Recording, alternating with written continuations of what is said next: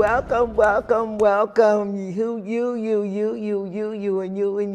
all of you leaders in purpose. We are so glad you're here to Miss Lady CC's Leaders in Purpose show here at KPAO. Today we're continuing the show on legalized medical cannabis now with Miss Lia Post, Mr. Dominic Gillen, Mr. Dominic Gillen, and Miss Katy Eilers. Katy. Thank you. Miss Katy Eilers and I'm Miss CC Alexander. Thank you so much for being here and welcome. Now, at the last show, we talked about what the bill was and why it's so hard to get it legalized, and what they're actually fighting, and why they're fighting this. What makes you so passionate? We'll start with you, Miss Lia Post. What makes you so passionate about this? I almost died, so, it was kind of like God's wake-up call to me. I got a rare illness back in 2015, and it took over a year to get diagnosed. And finally, they landed, on complex regional pain syndrome. And then, of course, with that, I was having a lot of anxiety, a lot of depression, because people try to separate the mind from the body, but your brain is housed in your body. So, and all the things that were getting processed in there with pain, it just like overfried my circuits. So, I struggled for a long time. I went to the Mayo Clinic. They had me, not the Mayo Clinic, but before I went there, I was on 15 different prescription meds at once, including opioids, benzos, and sedatives. And at the Mayo, they were like, congratulations, you survived the Molotov cocktail of overdose. So I'm like, ooh, I'm a weeble, yay. Wow. So I learned a lot, learned how to retrain my brain, not make pain the star of my show, which that was such a battle. And I'm 11 years into my illness and 11 years into my activism. I came about a year after Dominic and Shelley, and the first bill was ever brought to the unicameral.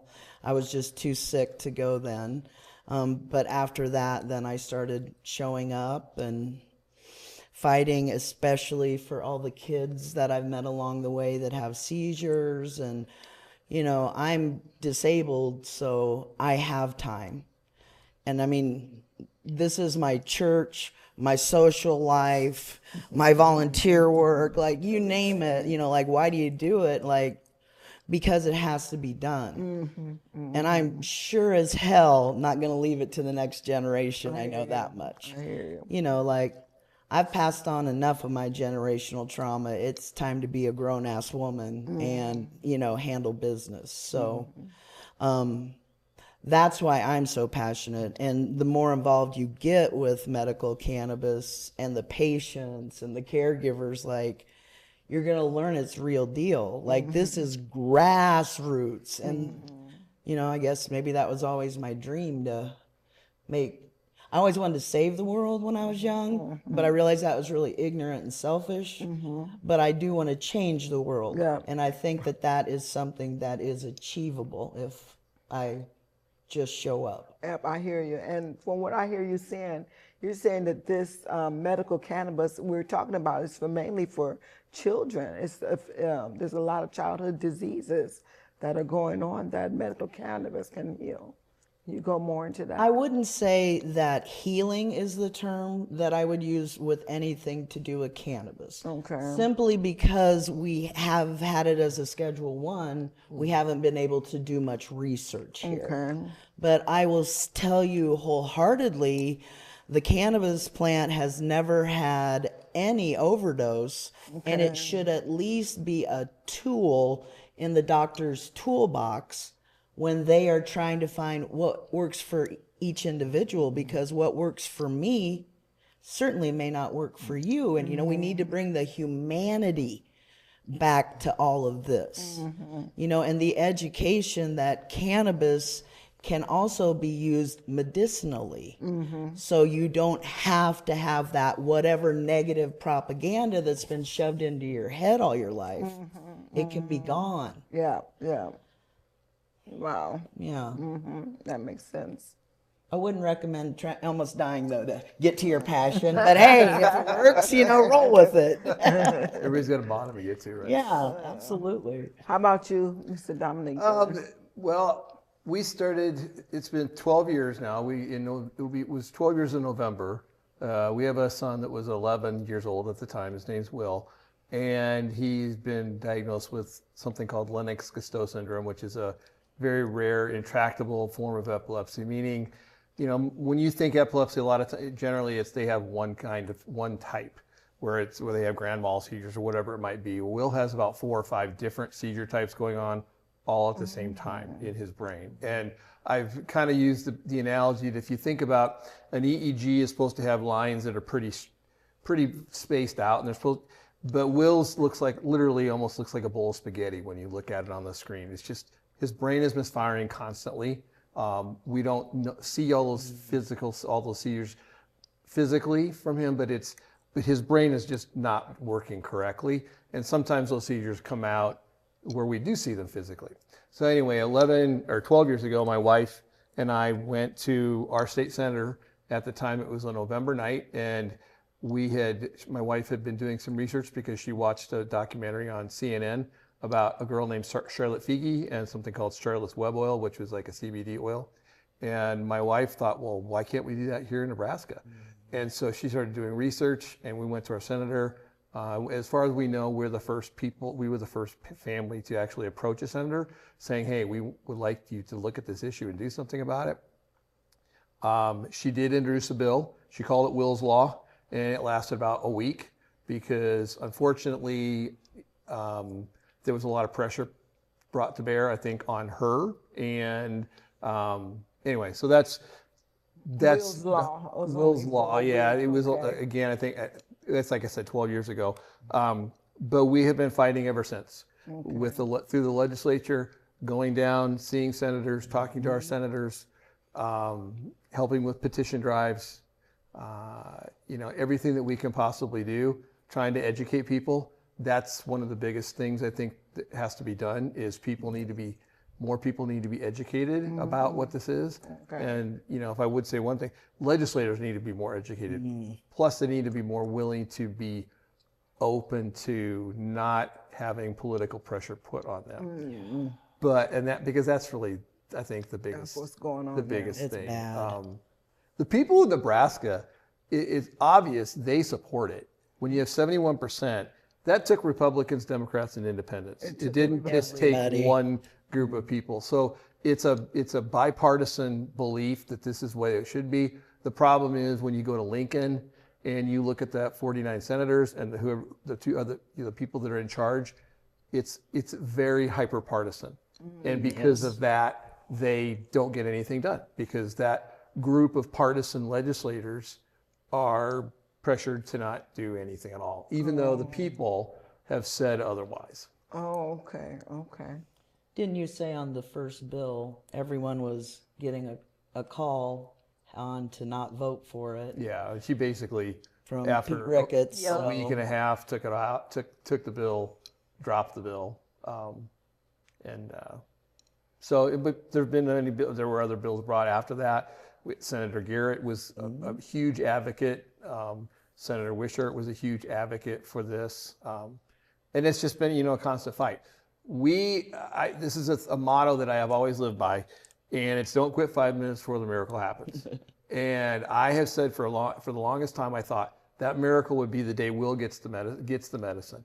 What I've come to find out, though, over this journey of 12 years is that the miracles have been happening all along the way because we've been educating people, we've been changing people's minds, and what we thought was just my family, we know now is hundreds of thousands of Nebraskans who are on the same side that we are and agree with us because all you have to do is look at the vote to know that. And so I haven't, my faith says it's going to happen. It's going to happen at some point. Our hope is that Will's here to have the opportunity. Right. Right. Excuse me. And that's the scary part, because we literally in the middle of the night get up to make sure he's still breathing. I mean, and so it's not something any parent should have to go through. No, it isn't. So, but he's an adult now and still going but that's what makes us so passionate. I mean, it's all for Will. We call him God's Will. Yeah. And that's what we call him. So that's how we refer to him, because he's been a blessing that you would not necessarily ask for, but he's been an unbelievable blessing in our lives. He's touched the lives of so many people without ever having said a word, because he's totally nonverbal. But he's touched the lives of so many people in Nebraska and other places just by his story. So that is a good thing. God is good. Yes. So Thank you. Yes, Thank you for your absolutely. testimony. Oh, my turn. So I actually had to check the date. 11 years ago today, my dad died. Okay. His ashes are in my necklace. He was a Navy veteran, and I watched him get addicted to opiates as a kid, and he was real mean coming off of them. But then he switched to medical marijuana when he got diagnosed with kidney failure at 10%, and he lasted like 7 more years. He made radical diet changes, lifestyle changes, and he switched to medical cannabis because in California, it was allowed. So he lasted a long time, and then he passed. And I just remembered thinking how messed up it was that even though it was legal in California, he had to go to VA. So he couldn't get what he needed, and his bucket list was to travel the world. So finally, when he was so sick that he was throwing up all the time, they finally gave him Marinol. And so he could take it internationally, and he was able to go to Puerto Vallarta. And I just remember thinking he looked so sick and weak, and then he's out giving soccer balls to little kids, you know? Like he would bring uninflated soccer balls and pump them up at the parks. And so there's some little kid somewhere in Puerto Vallarta that remembers my dad, or Machu Picchu, or he was an archaeologist. And then my own journey of having, pain. I've had multiple surgeries on my legs. I wear braces. I've got panic disorder, PTSD. And I got addicted to the opiates, I had to take them. Like I couldn't miss a dose or I would get like nauseous and stuff. So even though I was using it for my pain, like the doses were increasing, and like Lia, I was on the cocktail, because if you're in pain and stuff, a lot of times anxiety goes hand in hand with that. Just waking up thinking, oh God, I have to be functional today is anxiety inducing. But I think what's really made me so passionate about veterans access, specifically access to medical cannabis, is all the ones I've met that I'm like, have you tried? And we go to like the store, you can buy it out here legally, and it helps them. And I just get to see that time and time and time again. And that is something I will never want to stop, It seems kind of lame compared to like Will's story. no. Don't worry. It's lame. Oh, yeah. No. Yeah. Oh, We that's all lame. matter. We all matter in this. Every single human matters. Yeah. Yes. I guess I want someone to explain it to me like I'm 5, how we can vote for this 3 times and have them just say no. Like, the little Schoolhouse Rock didn't cover that part. Oh, I know. Yeah, definitely. I've written poems, but what She do you do? has. I have. She has. I've spoken. It's so hard to understand because, like you said, most people think, oh, it's already done. I can drive down the street and see 10 stores, and people don't understand those are not medical cannabis dispensaries. Right. Those are regulated through the Hemp Act. And our Attorney General, what's his name? Mike Hilgers, is actually taking them to war and saying that those should go away. So imagine how people are going to feel when they're still screwing with us for medical cannabis and they take away all your Delta 8 or whatever you're getting at the local store. So, to me, it's like our leaders truly want patients to suffer. Like for some reason, they're enjoying the suffering that can come over this plant. Well, the crazy part to me is that they always say they're worried about, they're worried about the kids. They're worried about the children. Their argument hinges on going to a hypothetical, to somebody that doesn't really exist. So I've asked, can you name me one person that that your stance on this issue is going to save from any harm? They can't do it, because then I can name 100 people who would benefit from this. Why don't those 100 that are real life human beings sitting here in the state of Nebraska matter more than the one hypothetical person that you've put up there as the reason why we can't do this? Exactly. And it's like, I mean, they're worried about kids. I understand that. I'm worried about my kids too, but the same would be done with, if you treat this as a medicine, which is what we believe, you would treat it as the same way that I prescribe, that I do any other medicine I have. I'm not leaving it out for my kids to get involved with or anything like that.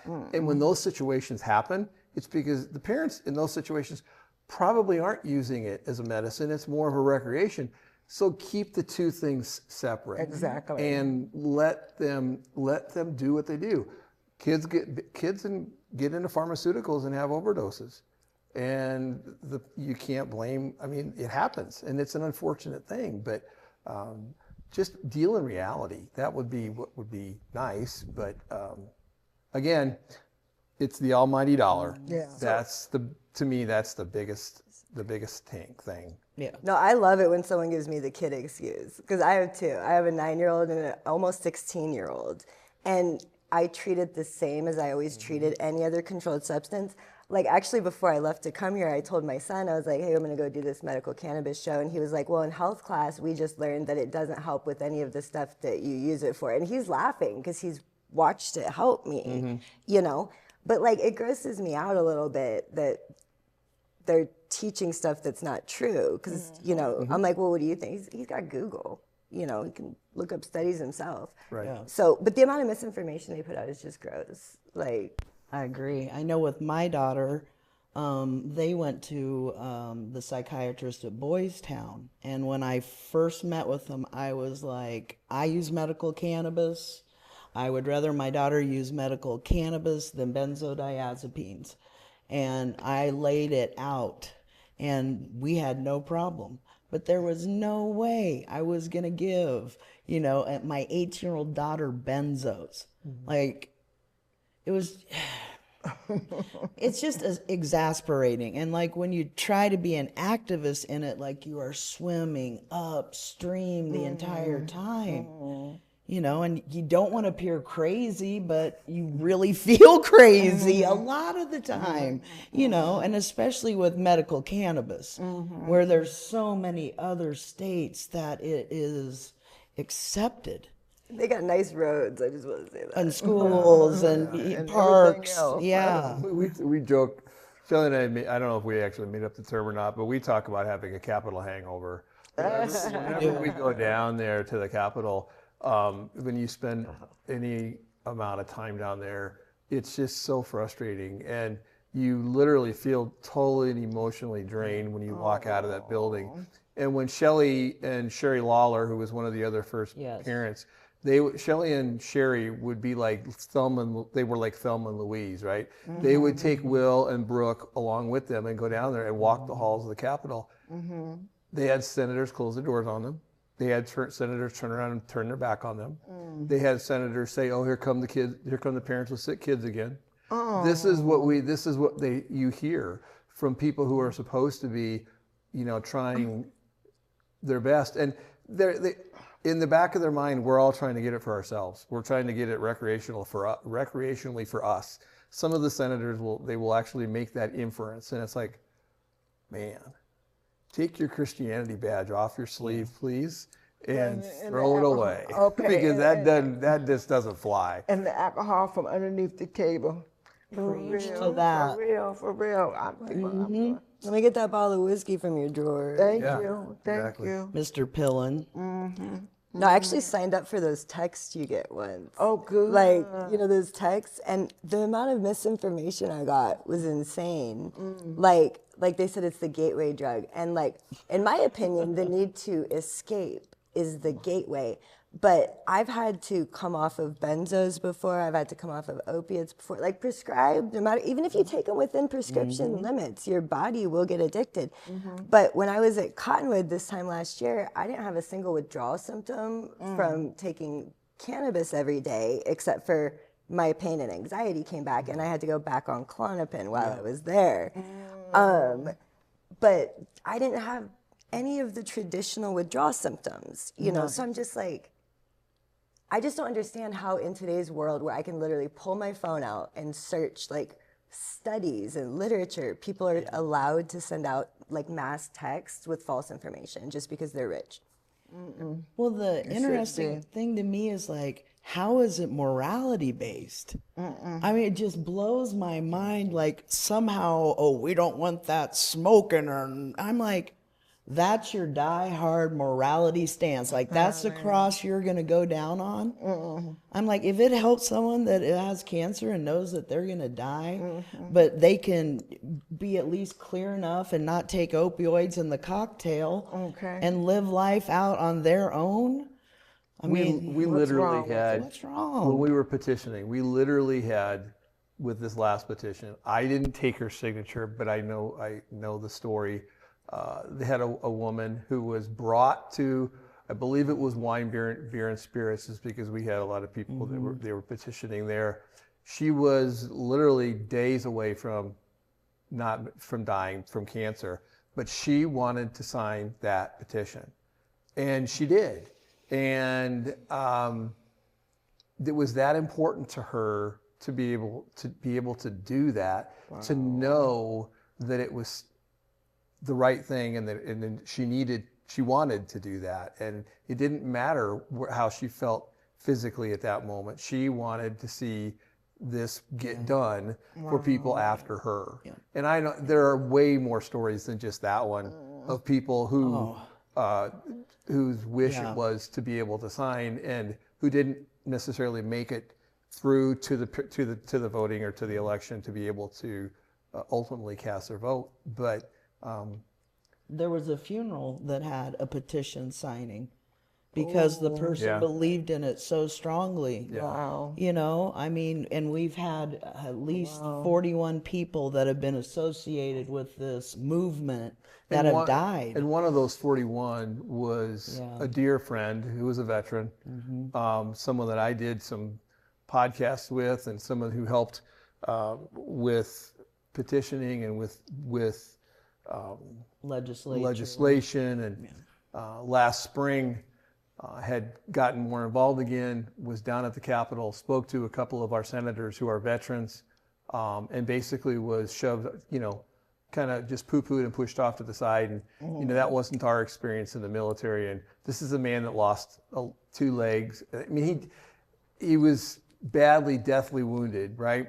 And he ended up taking his life last June. And part of what his despair was this fact that he had given himself out to these people in Lincoln, and it didn't matter. And yet these same people will take their support of veterans and wear it like kind of like wearing that Christianity badge, that they wear that I'm all behind the veterans badge, and it's just sad, because this was a very good man, and it's the pain that he was going through, the pain that veterans go through, pain that you go. I can't even fathom it.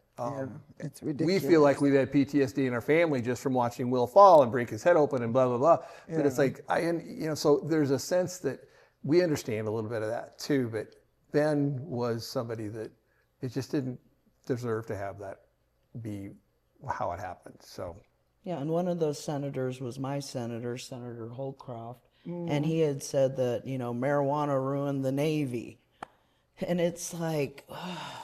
how can, he has way over 71% of his population that voted for it. Oh, yeah, it was closer to 78. Yeah. Yeah. But nope. And he told me last year, oh, we're going to get something done. Came up on my memories on Facebook today. And I'm like, well, that was a lie. Well, Because they lie. It's what they do. Yeah, Senator Anderson is another one from Mountain Yeah, Gretna. Anderson and Gretna. 79%. My senator, Senator Sanders, 80%.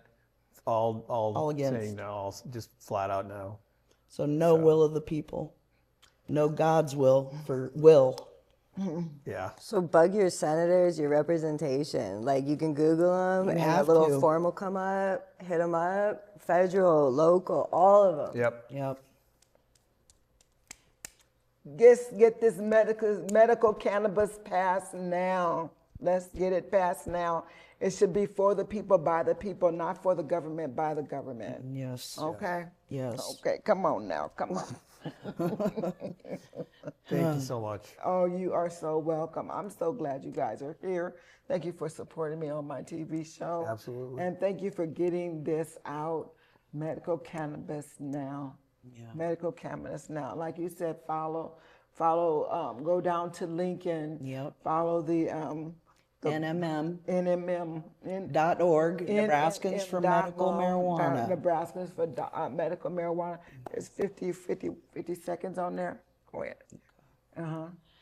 Yeah, just anything you can do to educate yourself, to follow what's going on, especially in our state government right now. There's not a time left in this legislature, so we have got to make our voices heard to our senators. Dominic? Yeah, it just talk to the senators. Your state, whoever your state senator is, you can go to the Nebraska legislature website, put in your address, and it'll tell you who your senator is if you're not sure. And they have phone number for them, email address. Call them, bug them every day. Yeah. Tell them that this needs to be done the way the people asked for it to be done. Make them sit through 20 hours of testimony in Lincoln. 20 hours, honey, 20 hours. 2 minutes. Thank you. Thank you, everyone. You are amazing.